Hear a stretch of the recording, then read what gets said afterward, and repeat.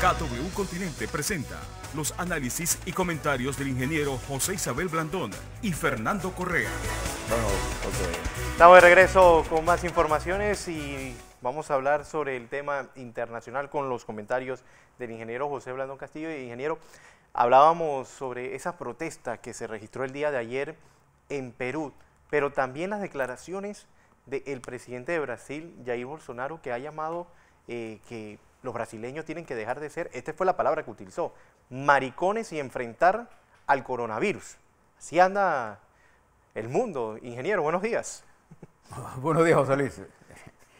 Bueno, eso cuando los pueblos eligen esa clase de dirigentes, ¿no?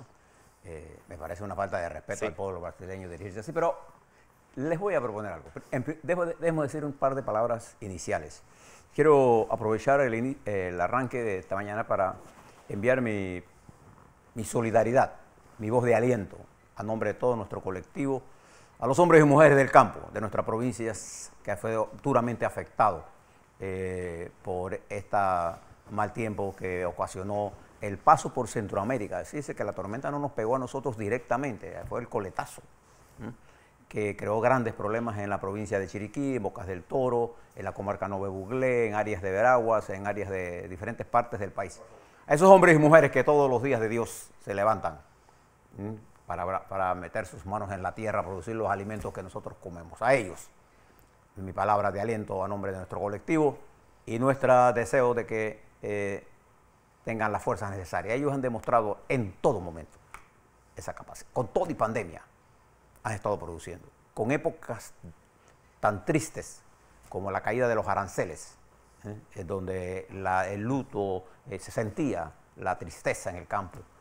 Bien, hoy vamos a hablar con el viceministro de MINDA para que nos dé un reporte de lo que está pasando en el sector productivo, pero de salida, nuestro corazón, nuestros sentimientos, nuestra solidaridad con nuestros hermanos campesinos en el área también de la comarca Nove Buglé, con nuestros pueblos originarios.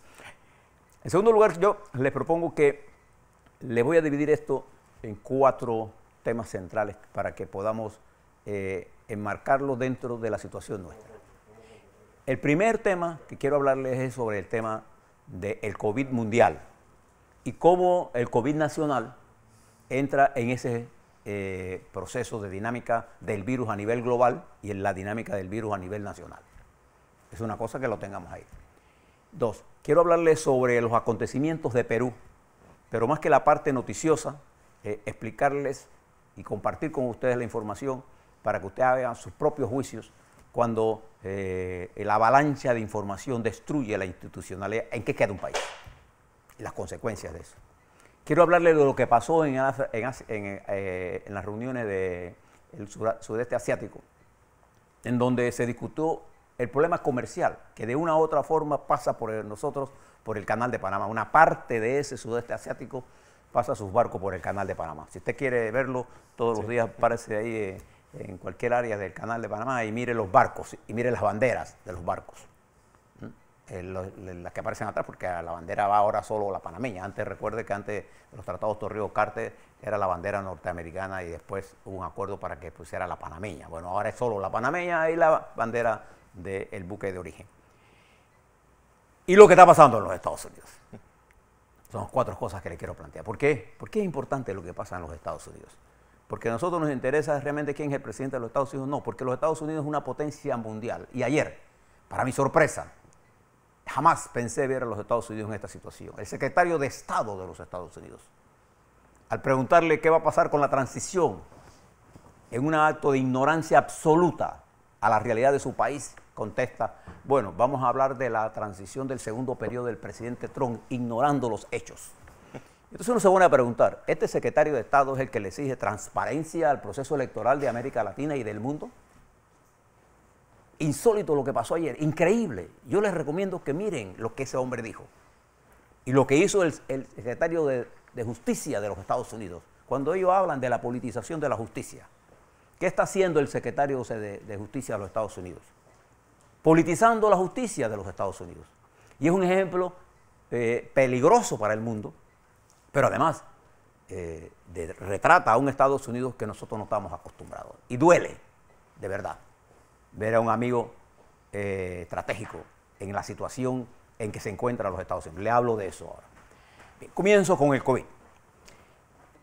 Todos los estudios de la Organización Mundial de la Salud, de todos los organismos centrales del CDC europeo, del CDC de Estados Unidos, de la Organización Mundial de la Salud, de los organismos internacionales que tienen que ver con esto, de los expertos, indican que la velocidad de reproducción del virus a nivel global se ha hecho exponencial en el mundo. En nuestro país no es todavía exponencial. Exponencial quiere decir que se duplica a una velocidad en un tiempo relativamente corto. Que está subiendo es otra cosa. Le doy un ejemplo, por ejemplo, de que es una proyección exponencial. Los últimos 7 días de los Estados Unidos, el virus se está reproduciendo exponencialmente. 100.000 casos por día por promedio de los últimos 7 días. 131.000 en el día de ayer. Eso lleva a una reproducción del virus de 1 millón cada 10 días. Y probablemente cada 7 días en los Estados Unidos. Y eso es peligroso porque es una fuente de contaminación y es un país importante. Eso está ocurriendo en el mundo. Pero fíjense lo que está ocurriendo en el drama, lo que está ocurriendo en Italia. Cuando escuchaba a la directora de Salud Pública hablar sobre Veraguas, recordaba lo que estaba pasando en Italia. La razón de Veraguas y del aislamiento y de las medidas que se están tomando para esa provincia es porque el Chicho Fabregat está cerca de su nivel máximo de atención. En Italia, fíjense lo que estoy hablando, en Italia, en el norte de Italia, están dando oxígeno en los carros a la gente porque no tienen camas en los hospitales. Nosotros no tenemos ese problema ahora mismo. Pero eso está pasando en Italia. En Alemania y en Inglaterra se han intensificado las medidas. En los Estados Unidos, 31 estados tienen un índice de positividad por encima de 10. Nuestro índice promedio de positividad en Panamá es de 19,4% y ayer es de 13,4%.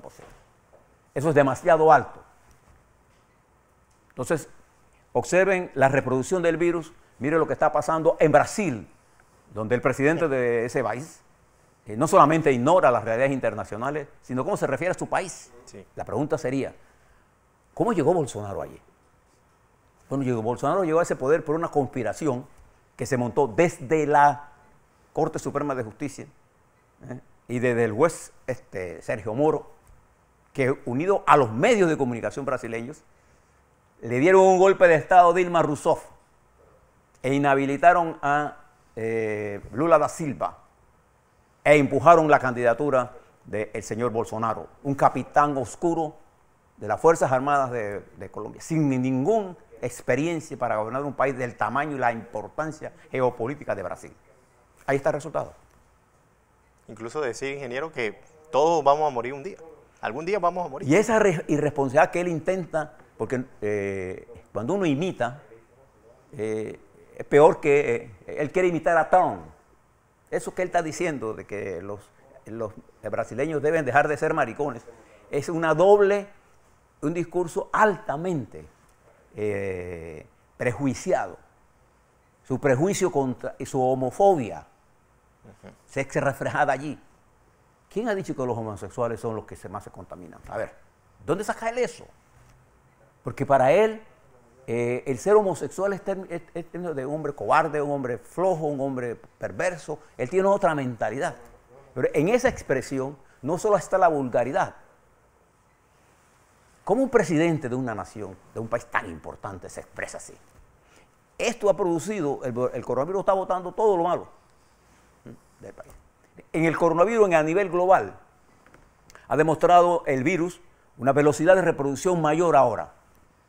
En el hemisferio norte, porque el frío y al frío tiene que haber más cercanía, menos posibilidad de estar a distancias por el frío. Y en el hemisferio nuestro, por las medidas como esta que dice Bolsonaro. Y en Brasil tenemos una contaminación altísima, hay más de 5.699.000. Y eso porque han dejado de hacer las pruebas, han reducido. Porque en la teoría de estos caballeros, como Bolsonaro, y como el propio presidente de los Estados Unidos, cuando su asesor hablaba de que había que tener inmunidad de rebaño es lo que está diciendo que se infecta el 70% y que se muera, pues. Fíjense la barbaridad que significa eso desde el punto de vista ético, desde el punto de vista científico. Bien. El coronavirus a nivel global, estimados televidentes, está a una alta velocidad. Lo tenemos en Colombia, aquí al lado de nosotros, lo tenemos en Costa Rica, en Centroamérica. Mire los números de Centroamérica. Y mire la dinámica que tiene ese virus. Mire lo que está ocurriendo en México y lo que está ocurriendo en los Estados Unidos. Y ahora mire nuestra América y mire lo que está pasando en Panamá. No es relajo lo que está ocurriendo. No es para alarmarnos, es para tener claro que solo una visión completa, clara de esto. Bien. De manera que las cifras globales nos están indicando un incremento importante de la positividad. 2, un incremento del índice de letalidad. De la mortalidad siempre va a incrementarse, porque acuérdense que la base, el denominador es como es estable, no varía. Cada incremento que yo le ponga al numerador significa un incremento en la tasa que voy a calcular. Si yo mantengo el denominador estable y el numerador comienza a ascender, siempre va a ser más alto. Entonces uno va mirando la dinámica del virus semana por semana. En los Estados Unidos, la nueva institucionalidad que va a entrar con Biden, sus científicos pronostican que si no se utilizan las medidas de mitigación, tendremos en los Estados Unidos más de 250,000 por día positivos y más de 2.500 muertos por día. Son los pronósticos que tenemos. De manera que esa es la dinámica mundial. Ahora le cuento la dinámica nuestra con 4 indicadores que tengo preparado aquí, más lo que dijo el Ministerio de Salud en el día de ayer. Bien. A nivel de nuestro país, de nuestra región, yo creo que miren el caso del Perú. En Perú comenzó todo esto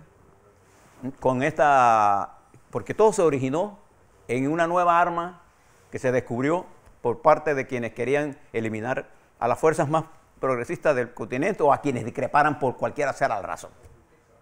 Quítele el tinte ideológico y si no me gustaba Evo Morales hay que tumbarlo. Y si no me gusta PPK hay que tumbarlo. Si no me gusta Lula hay que ponerlo preso. Y se desarrolló en América Latina lo que se conoce con el nombre de lawfare. Aquí en Panamá, el artífice de ese diseño fue Juan Carlos Varela. Él.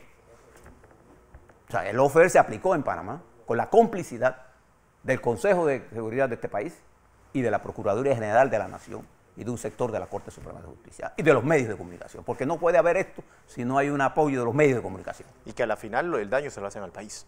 Y esto se detuvo con la llegada de Cortizo. Ahora se lo explico en la otra parte. Pero en Perú se aplicó ese lawfare y por una maniobra, por destruir a Fujimori, a Keiko Fujimori, montaron, por un acuerdo que llegó PPK con ella en el Congreso, montaron una operación para llevarse a PPK con la complicidad de la OEA. Y tumbaron a PPK, Pedro Pablo Kuczynski. Ahí comenzó.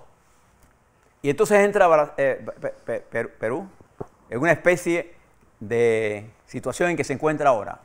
No había coronavirus, pero ya la economía venía hacia abajo, había una detención, las obras se pararon, el país ya entró en caos, pero Ugaz daba discurso por todos lados, junto con el juez Sergio Moro. Fíjense la historia de los dos que son iguales, igual que el español. Estos jueces que, hinchados amparados en unas tramas de justicia, en realidad son dirigentes políticos con una agenda política. ¿Dónde paró Sergio Moro en todo esto? ¿Quién hizo el trabajo político para que Bolsonaro llegara? Porque había que anular a Lula da Silva. ¿Quién lo hizo? Y violando la Constitución y las leyes, Sergio Moro. ¿De qué quedó Sergio Moro? De secretario de Justicia. ¿De quién? De Bolsonaro. Y después que Bolsonaro se dio cuenta que quería ser más vivo que él, lo votó. ¿Y cómo quedó Sergio Moro ahora? Siendo anti-Bolsonaro.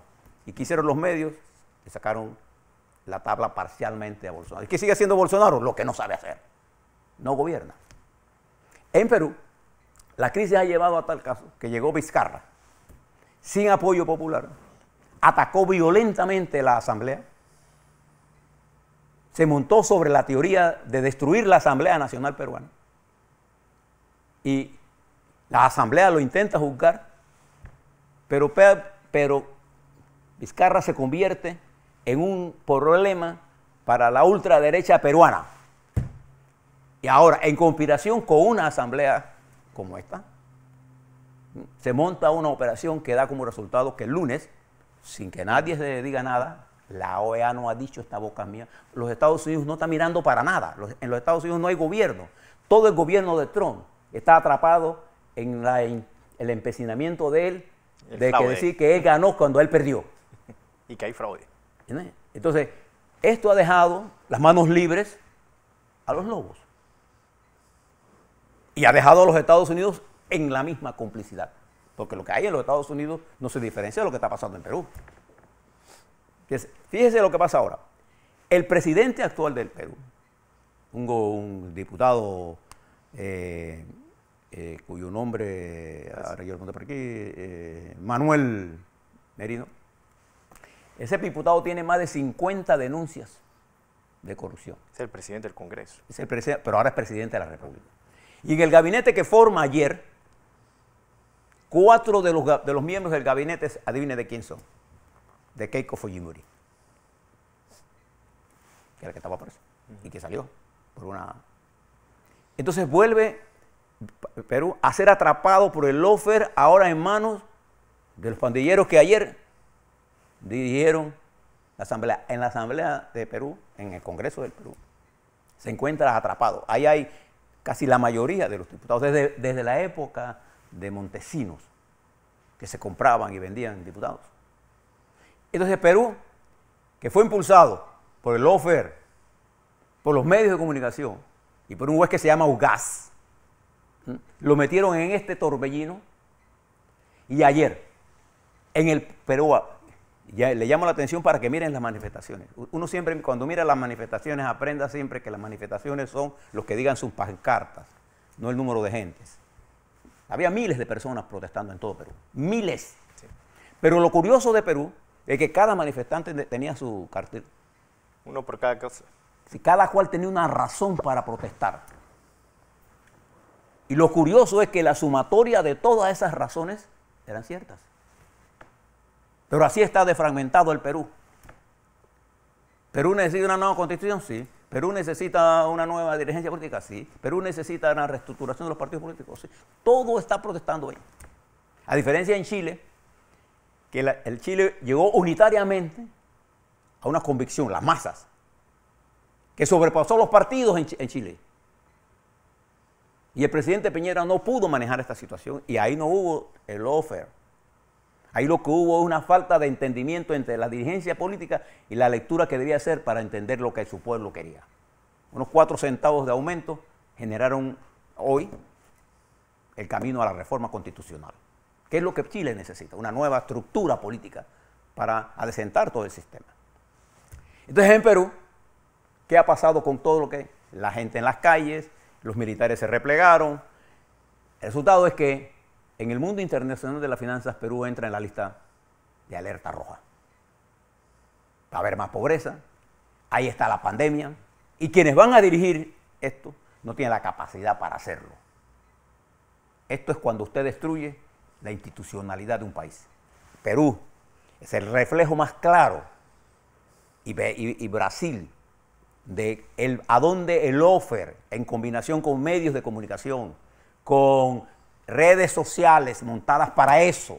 Y ahora los influencers. Y le advierto que en Panamá se va a montar una campaña dirigida contra el gobierno. Están preparándose una nueva campaña con los foquitos y con los focotes, para entonces después crear lo que ellos llaman las noticias crímenes y todo un ataque permanente a tratar de revivir el lawfare en Panamá. Y que están claramente identificados. Bien.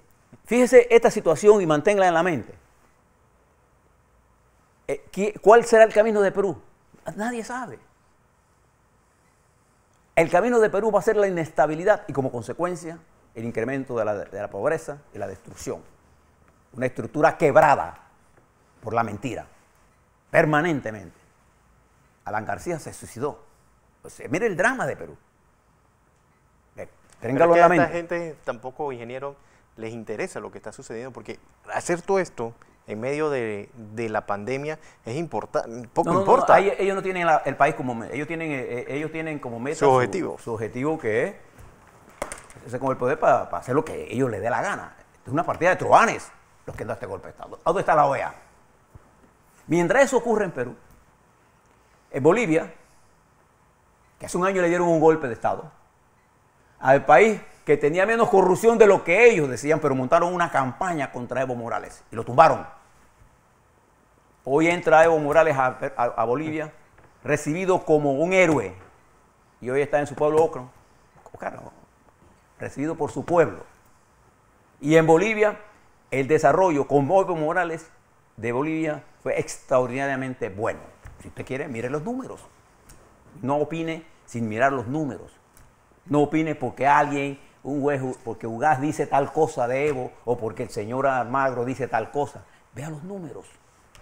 Entonces, este contraste y una Argentina revuelta y un irresponsable en Brasil diciendo lo que está diciendo. Hay elecciones en Venezuela que no van a resolver absolutamente nada el 7 de diciembre. ¿Alguien va a responder por eso? No, si el mundo está enredado en otras cosas. Bien, fíjese, mientras eso está ocurriendo en Perú, lo que está ocurriendo en el sudeste asiático. Con toda esta campaña que el secretario de Estado y el presidente Trump montaron contra la República Popular China. Y usted puede pensar de China lo que usted quiere, tiene ese derecho, ¿ah? Pero hay una realidad económica. Uno de los mercados más grandes del mundo, después de los Estados Unidos, es la República Popular China. Entonces, una presión habría sobre los países de Sudasia, Vietnam, la India, Corea, todo lo que es la parte de Indonesia, Malasia, etc. Y ayer ellos declararon que China es demasiado importante para ellos desprenderse de su principal comprador y su principal inversor. O sea que no le pararon bola a lo que estaba diciendo el señor secretario de Estado de los Estados Unidos en su campaña anti-China. Ellos responden con su realidad económica. China es demasiado grande para ellos poder prescindir de ellos. Preste la atención a ese debate, porque la mayoría de los países asiáticos no son países comunistas. De hecho, China es una mezcla de socialismo con capitalismo. Es un capitalismo de Estado, si quiero definirlo ideológicamente. ¿Y hay peligros con la relación con China? Sí, el peligro es siempre en todos lados. Pero lo que quiero contarles es que el sudeste asiático ha hecho esto. Y mire lo que ha hecho Europa como bloque. Ayer el presidente electo Biden conversa telefónicamente con la señora Merkel, conversa con Boris Johnson, conversa con el presidente Macron, y con ellos llega a la conclusión de que es necesario que los Estados Unidos restablezca su unidad con lo que él llama el bloque atlántico, la OTAN y todo lo que es la OTAN. Cosa que el presidente Trump, en su ataque permanente a la señora Merkel, a Europa, a Macron, destruyó una relación que ese es el aliado histórico estabilizador de Europa y del mundo con los Estados Unidos. Biden se pone de acuerdo. Cuando le preguntan al secretario de Estado sobre esta situación, él ignora lo que ha dicho el mundo y lo que dice es que él está preparado para el segundo mandato del presidente Trump, ignorando lo que ha pasado en las elecciones. Y rápidamente, ¿qué ha pasado en las elecciones? Que es el otro tema. Hoy vi una glosa en La Estrella de Panamá que decía de que los muertos votaron en Pensilvania. Bueno, ningún muerto votó en Pensilvania. En Pensilvania, que es el estado que da 20 votos electorales, el incremento de Biden es de 45,000. Probablemente haya 400, 500, no pasarán de 1,000, los votos que irregularmente se ven en cualquier proceso electoral. Pero con ese estado no hay nada que hacer. En Georgia, que es el otro estado en discusión en este momento, ha venido incrementándose el voto. Porque nada más tiene que mirar usted, conocer el estado. Los que faltaban por contar son los votos negros que faltaban. Que están ahí, que lo están contando. Y que eso, como viene diciendo el presidente... Y no hay forma, de verdad, que Trump haga porque él dice cosas y actúa de verdad como un dictador. Y sus dirigentes de base, incluso los dirigentes en el Senado republicanos y algunos dirigentes de gobierno actúan con temor a decirle algo al señor presidente. Y eso ha llevado a los Estados Unidos a una situación de verdad extremadamente peligrosa y a lo que tenemos aprecio por el pueblo norteamericano y por su institucionalidad, de tristeza de lo que está ocurriendo en los Estados Unidos. Pero Trump no se va a salir con la suya, pero puede enredar, y de hecho están ocurriendo acontecimientos en un momento en que no hay nadie que sea fuerza equilibrante del mundo. Ese es el peligro en que estamos en este momento. Y la administración Trump está entrampada en ver cómo busca la reelección, porque el presidente de los Estados Unidos jamás en sus vidas ha sido responsable de nada. La culpa nunca la tiene él. Y ha establecido una especie de dictadura civil. Y eso es peligroso, porque los Estados Unidos es un país demasiado poderoso. Y tiene 2 meses todavía para hacer mucho. Para no tender. Y el presidente Biden le ha respondido, el presidente electo Biden le ha respondido, más tarde o usted temprano va a tener que hablar conmigo. Pero va a haber elecciones en Georgia para definir el Senado. Y entonces es lamentable lo que está ocurriendo. Fíjese y se lo resumo así. De los Estados Unidos, una especie de empecinamiento del presidente actual de reconocer su derrota. Europa y Asia buscando un encuentro con Biden. ¿Y por qué? Porque ellos necesitan estabilidad igual que nosotros. Nuestro continente con Perú está expresando, y con lo que dijo el señor Bolsonaro ayer y lo que hace permanentemente el presidente de México, está expresando la debilidad y un resurgimiento, les advierto, de lawfare aquí en Panamá. Ya se están preparando para un nuevo ataque a las autoridades nacionales. Y la pandemia se desarrolla a niveles gigantescos. Ese es el peligro, ese es el ambiente. Pero en eso nuestra nación tiene un camino que seguir.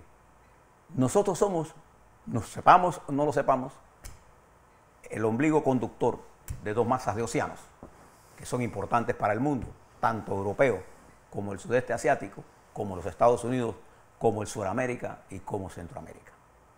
Entonces usted tendrá que escoger ahora. O luchamos por sacar al país o luchamos por enterrar el país.